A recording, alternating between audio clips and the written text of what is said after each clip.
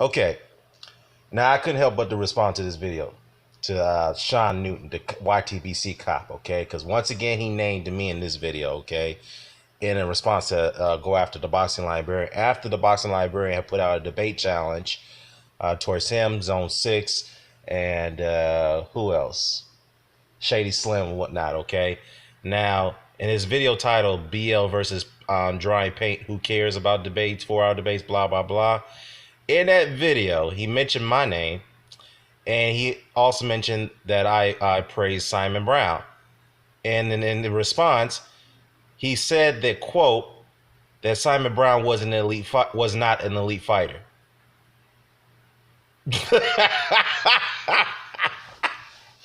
So Simon Brown was not an elite fighter, but he will not give Hopkins credit for that win. Okay, again, he keeps claiming that he don't shit on Hopkins' resume, but he clearly does it by discrediting Simon Brown as a credible opponent when Brown fought him at middleweight. Okay, let me give you a little backstory on Simon Brown, Mr. Newton. This is the reason why you keep getting crushed, because you do not know anything about history, particularly on Simon Brown and Sugar Ray Robinson, when you failed on many occasions to point out his greatest accomplishments. Now, Simon Brown was a three-year reigning IBF welterweight champion, one of the longest reigns in history. During that process, he beat Tyrone Trice twice, who was a very good, solid contender and a great amateur. He beat Jorge Vaca twice, who was a very good champion. Yeah, in that process, he lost to Marlon Starling, who was a great welterweight, okay? No shame in losing to Marlon Starling, okay? He also beat Bobby Joe Young. Yeah, the Bobby Joe Young, who's the only guy to beat Aaron Pryor, okay? I'm not saying Bobby Joe Young was a good fighter, but that was pretty significant given the fact that this is a guy who beat an all-time great champion, Aaron Pryor.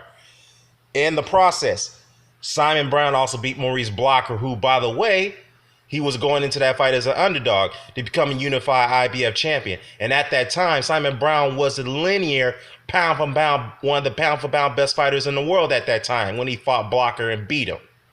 Okay? Now, after he captured the unified belts at welterweight, yeah, the only title he didn't get was the WBA. He goes up to weight and fight Buddy McGirt for the 154 title. Yes, he lost that fight. But a few fights after that, he gets a shot at Terry Norris, who many argue is the greatest 154-pound fighter of all time. Knocked him out. This is the same Terry Norris who was rated pound for pound best.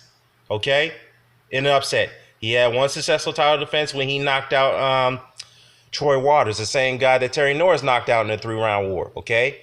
Yes, after the Terry Norris rematch, he had a skid after that, and of course that led to the Hopkins fight, and that was the downhill from there.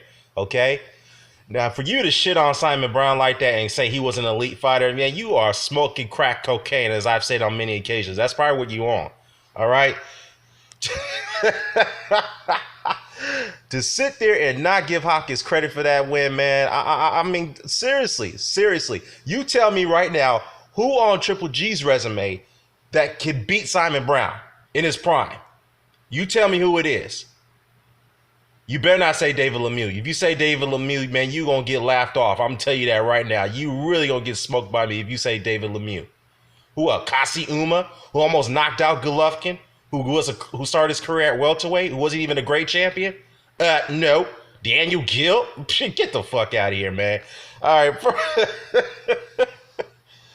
Oh, my God. You got the nerve to say Simon Brown was not an elite fighter in his time, in his prime. Get the... Man... There's nothing more for me to say about this, man. I'm gonna close this video out. Done.